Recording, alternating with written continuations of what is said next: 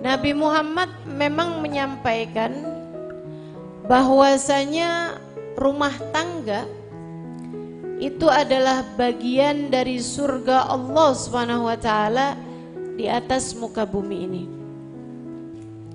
Kata Nabi, baiti jannati, rumahku adalah surgaku. Dan Nabi Muhammad sendiri juga menyampaikan mengenai istri yang solehah sebagai bagian dari sekeping surga Allah di atas muka bumi. Kata Nabi, ad-dunya mata wa khairu mata'iha al-mar'atus solehah. Di dunia ada kesenangannya, dunia ini ada surganya, ada senangnya juga di dunia. Wa khairu mata'iha, dan seindah-indah kesenangan di dunia, bagian dari kepingan surga di bumi ini adalah al-mar'atus solehah, seorang istri yang solehah. Bagian dari surga, istri yang solehah. Kamu ketika solehah, kamu adalah bagian dari surga Allah yang ada di atas muka bumi ini. Kalau jadi istri, belum lagi kalau jadi ibu. Kata Nabi Muhammad, al-jannatu tahta aqdamil ummah. Ibu, surga berada di bawah telapak kakinya. Al-jannatu tahta aqdamil ummahat, surga berada di bawah telapak kaki ibu. Maka kita ini sebagai seorang muslimah, sebagai seorang mukminah adalah pembawa surga Allah di atas muka bumi. Dengan syarat ketika kamu solehah. Bayangin surga, surga tuh panas apa adem? Nah kalau kamu modelannya panasan mulu, kerjanya suka ngomporin suami mulu. Bang, kenapa sih bang? Nggak bisa transfer banyakan bang kayak orang loh bang. Noh, si Nono, si Udin tuh bang. Biar kerjanya gitu doang, ngasih biniknya banyak bang. Kamu jadi kompor buat suami kamu, apalagi kalau sampai pokoknya saya nggak mau tahu. Besok kita punya pengeluaran 400.000, saya nggak mau tahu kamu dapatnya dari mana. Mau maling sekalipun saya nggak mau tahu. Astagfirullah. Itu kira-kira pantesan disebut surga apa disebut neraka?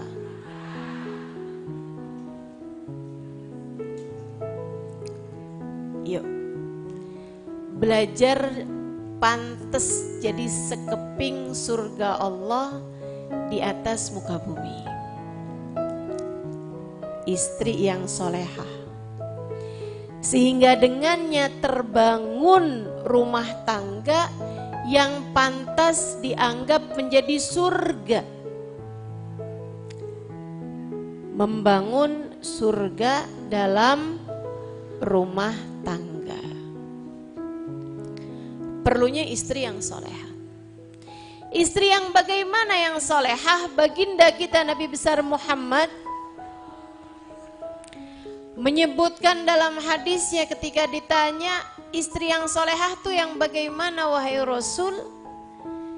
Yang pertama kata Nabi, allati asarratka hina nazarta ilaiha, seorang istri yang menyenangkan ketika kamu memandangnya. Seorang istri yang enak dipandang. Seorang istri yang menenteramkan hati ketika dipandang oleh suaminya. Itu syarat mutlak kalau kepengen membangun surga dalam rumah tangga. Yuk, para istri yang hadir di majelis ini, mulailah perubahan rumah tanggamu dari hal ini. Menjadi wanita yang menyenangkan ketika dipandang. Paling gampangnya mulai dari biasalah tersenyum di hadapan suami. Ini perkara murah tapi istri pada pelit nih. Barang murah tapi istri perhitungan luar biasa. Urusan senyuman. Ada banyak istri-istri itu yang senyumnya lihat angka.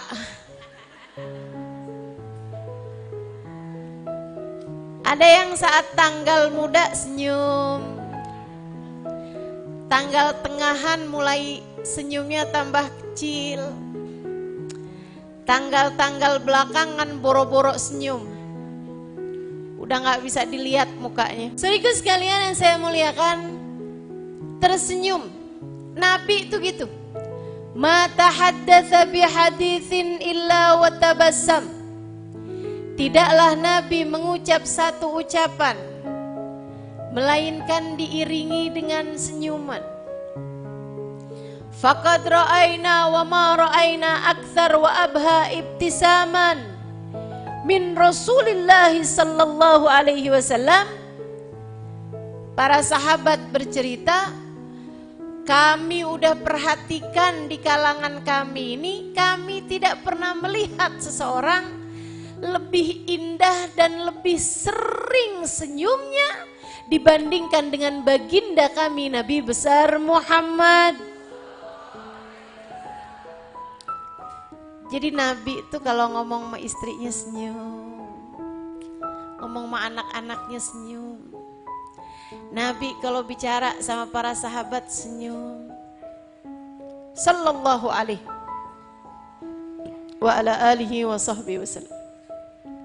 Demikian kita ingin coba mempraktekkan. Insya senyum Bu, senyum.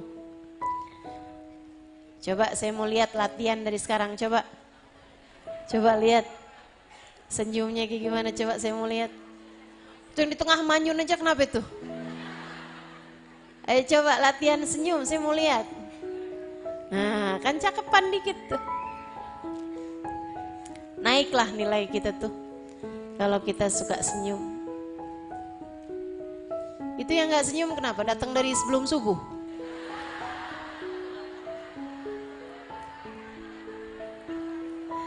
Ngantuk ya. Sekarang nih banyak majelis ibu-ibu datangnya sebelum subuh. Saya sih nggak apa-apa aja sebenarnya.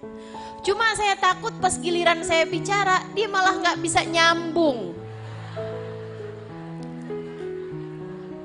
Ngantuk, matanya ngelihat tapi kagak paham gitu.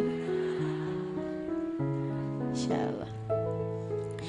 Ibu-ibu siku sekalian yang saya muliakan, ini modal Bu, modal. Ibu jangan berpikir bahwa rumah tangga itu modalnya sesuatu hal yang berat-berat gitu. Mau bikin rumah tangga jadi rumah tangga yang idaman, sekeping surga, rumah tangga yang bahagia. Modalnya Bu, modal utamanya dimulai dari senyuman. Cobain. Pulang-pulang lihat suami senyum. Suami nanya, kenapa lo?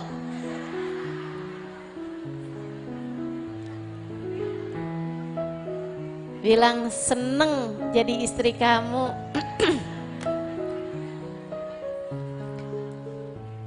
Kenapa gitu? Ya seneng aja. Mulai dari senyuman. Insya sama suami sendiri ya Bu, bukan sama suami orang. Sama suamimu sendiri. Juga bukan sama calon suami, Dek. Selagi masih calon, masih belum ada akad yang sah, maka senyuman yang kamu senyumkan kepada laki-laki yang bukan mahrammu itu adalah anak panah beracun yang dibidikkan oleh iblis hati seseorang. Akhirnya jadi kena jeratnya iblis. Akhirnya kena panah beracunnya iblis. Sehingga ibadahnya berantakan, hatinya berantakan.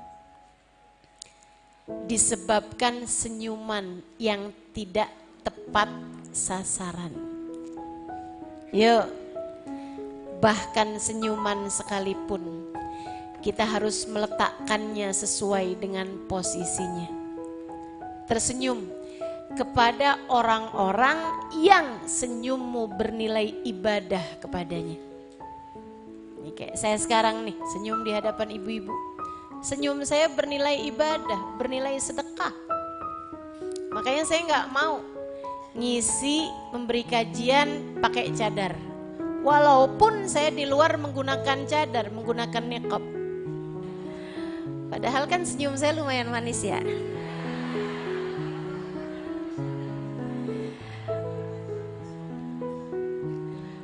Sehingga sekalian yang saya muliakan, saya punya satu cerita indah nih. Diceritakan guru kami, Hubabah Ummu Salim, Hubabah Nur.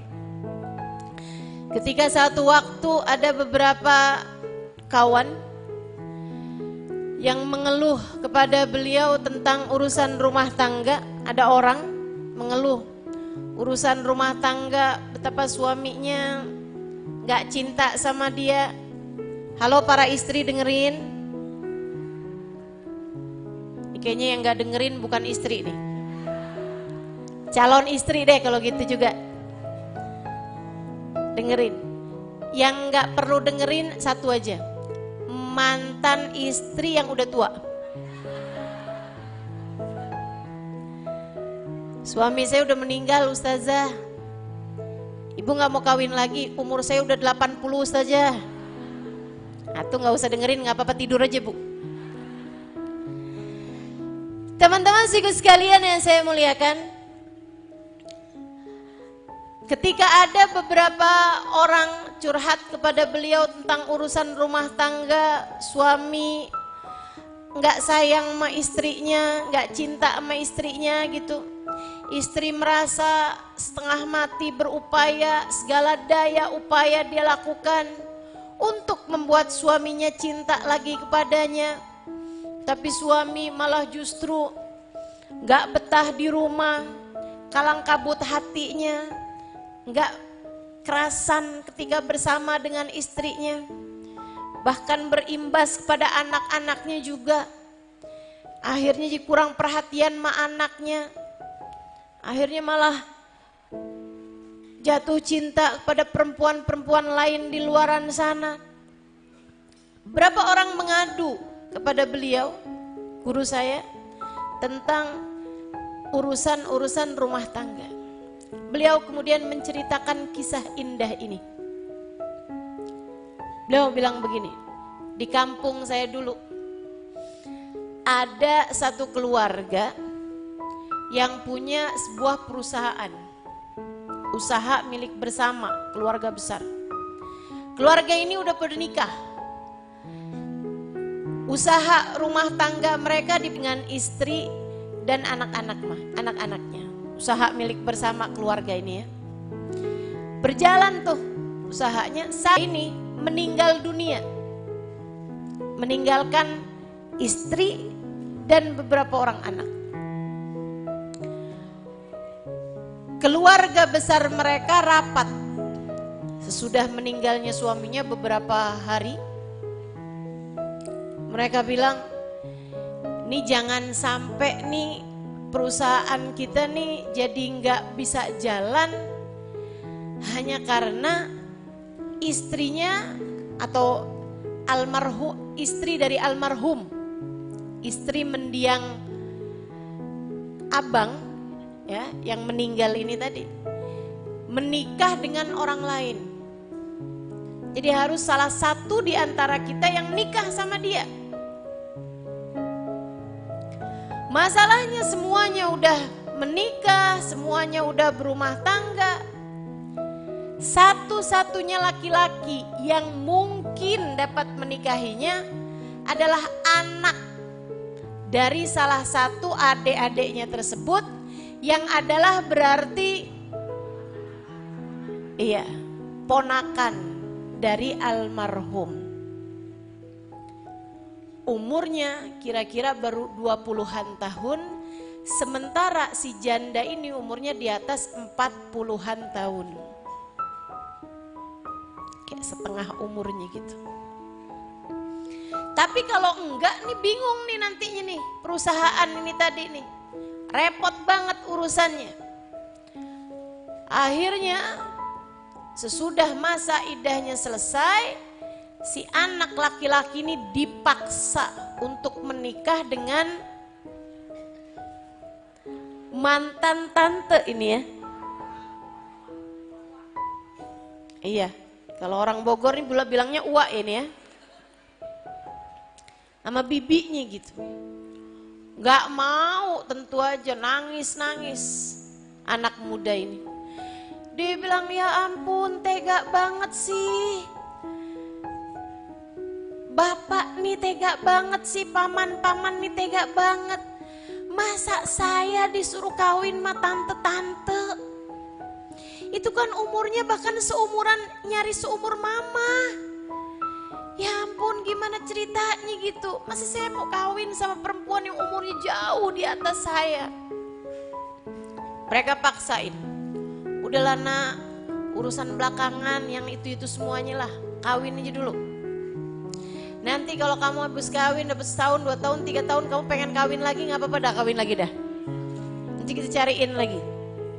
Yang pasti nih untuk mempertahankan urusan perusahaan, rumah tangga, keluarga besar kita nih, kamu kerjain ini dengan paksaan. Akhirnya anak laki-laki ini mau juga. Tantenya mau juga, karena urusannya biar gampang. Ini apa? Sesudah masa iddahnya selesai, orang kalau perempuan meninggal dunia suaminya, itu dia menjalani masa iddah 4 bulan 10 hari. Gak boleh nikah kurang dari masa itu. Kayak udah habis 5 bulanan, 6 bulanan dari meninggal tuh dikawinkan lah mereka. Manyun aja suaminya. Tapi hari berganti hari, bulan berganti bulan, tahun berganti tahun. Si anak laki-laki ini gak pernah minta sama bapaknya, sama tantenya, sama ibunya, ataupun sama paman-pamannya urusan kawin lagi. Sampai istrinya ini udah tua. Di saat umuran dia 40-an tahun, istrinya udah 60-an tahun. Istrinya mulai sering sakit-sakitan, kayak perempuan-perempuan nih, kita-kita nih umur 60-an tahun. Saya tahu tuh Bu, umur ibu-ibu nih, bukan dari muka, muka bisa bohong. Muka bisa pakai skincare, Bu ya, bisa perawatan. Apalagi ada ibu-ibu tuh, kalau di ibu pengajian enggak sih. Yang modelan mukanya udah kayak kain, tarik benang, sulam alis. Terlama-lama ada obras, pasang payet, segala macem nih.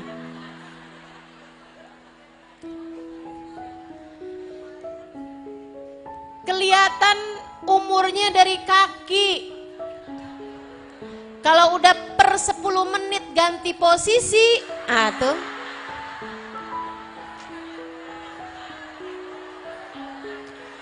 Muka 17, kaki 71. Betul Bu ya? Dulu zaman awal nikah, di samping tempat tidur parfum. Sekarang minyak angin, balsem dengan segala macam jenisnya. Pertolongan pertama pada kecelakaan, malam-malam batuk gitu kan. Betul begitu? Betul pasti saya juga gitu kok. Jadi masuk usia di atas 60-an tahun nih si ibu nih, istrinya nih sakit-sakitan. Suami masih baru umur 40-an tahun, lagi gagah-gagahnya. Akhirnya bapaknya, pamannya rapat tuh. Kesian anak kita tuh.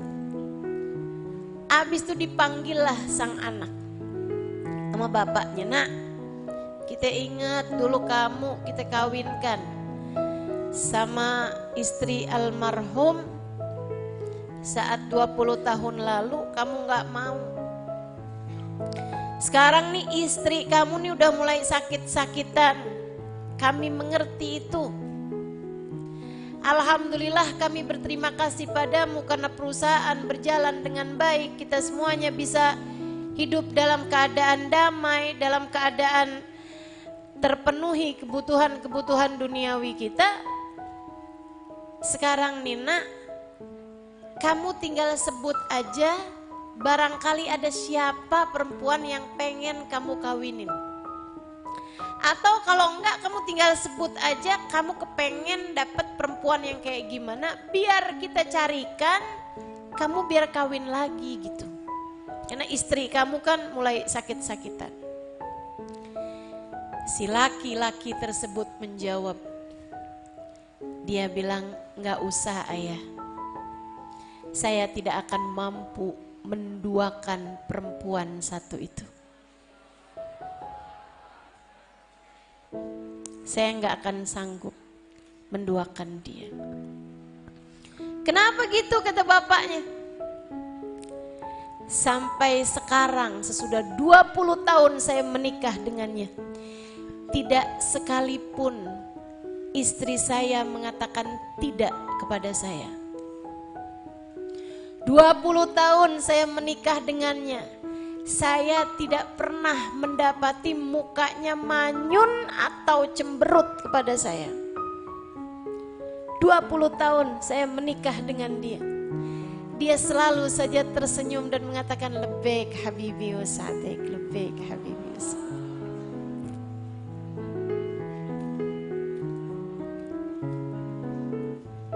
Dia tidak pernah menolak apapun yang saya inginkan.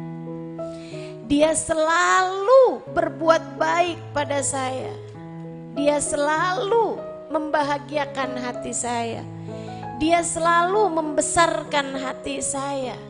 Dia selalu menganggap saya sebagai seorang laki-laki hebat. Karenanya saya tidak akan sanggup menduakan dia. Tuh, jadi istri itu modelannya begitu.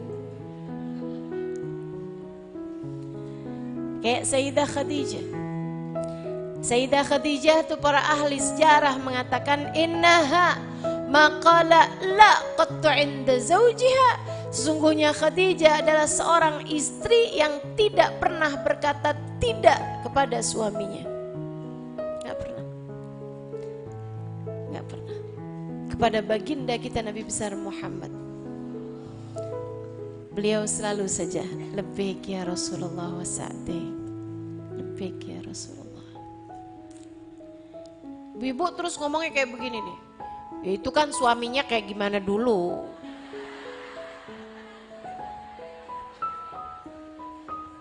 Kalau suami saya modelannya kayak Nabi Muhammad, ya saya kayak jadi Khadijah. Kalau suami saya modelannya kayak suami saya, ya saya jadi saya. Bu, suamimu juga bilang begitu. Kalau istri saya kayak Khadijah, ya saya bisa jadi kayak Nabi Muhammad. Lah istri saya modelannya kayak begitu. Istri saya modelannya kayak Ummu Jamil, ya saya jadi Abu Lahab.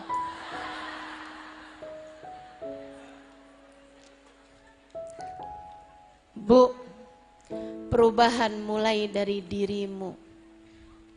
Kak, Dek, perubahan dimulai dari dirimu sendiri. Karena itu tuh gak ngaruh kok. Ada suami gak bener istrinya solehah, istrinya bagus, istrinya benar. Sebaliknya juga ada istri-istri solehah, suaminya istri-istri gak solehah, suaminya soleh. Nabi Nuh, Nabi Lut, suaminya seorang nabi, gak ada yang lebih soleh dari Nabi Nuh pada zamannya, gak ada yang lebih soleh dari Nabi Lut pada zamannya. Tapi istrinya gak solehah, maka dia pun menjadi termasuk di antara yang diturunkan azab oleh Allah Subhanahu wa taala.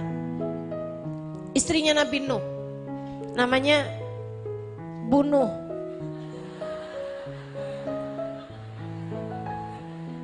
Istrinya Nabi Lut namanya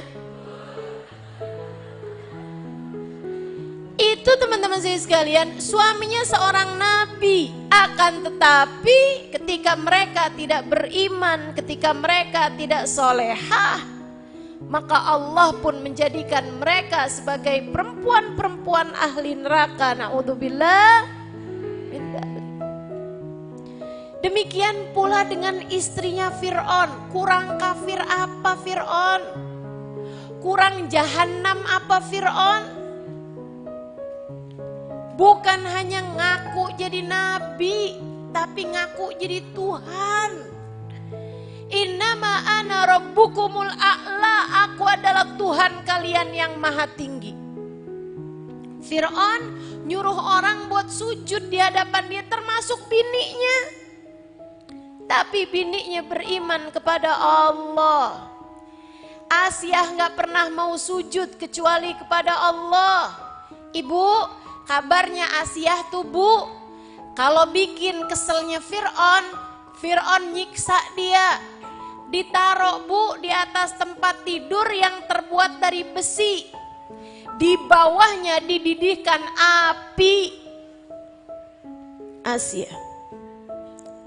Tapi dia beriman, tapi dia solehah, tapi dia bisa menjadi istri yang tetap solehah. Padahal suaminya Fir'aun.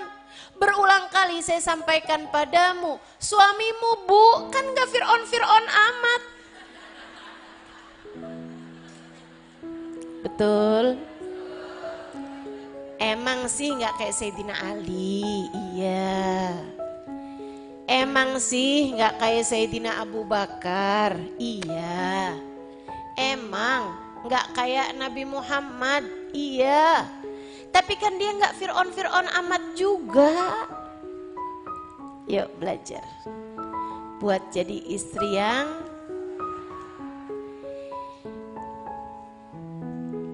caranya senyum. Cara nomor 1. Coba ya. Sedikit sekalian yang saya muliakan, ustazah senyum doang nih, jangan salah. Senyum itu kalau ada alasannya, itu memang gampang. Kamu dikasih hadiah sama suami, kamu senyum. Kamu dipuji sama suami, kamu senyum. Bisa. Tapi tersenyum bahkan di saat kamu minta uang dan dia gak kasih. Tapi senyum bahkan di saat kamu tahu suamimu senyum-senyum sama janda belakang rumah. Hanya bisa dilakukan oleh seorang istri yang hatinya luas. Makanya bu, modalnya agar bisa tersenyum tulus kepada suami adalah hati yang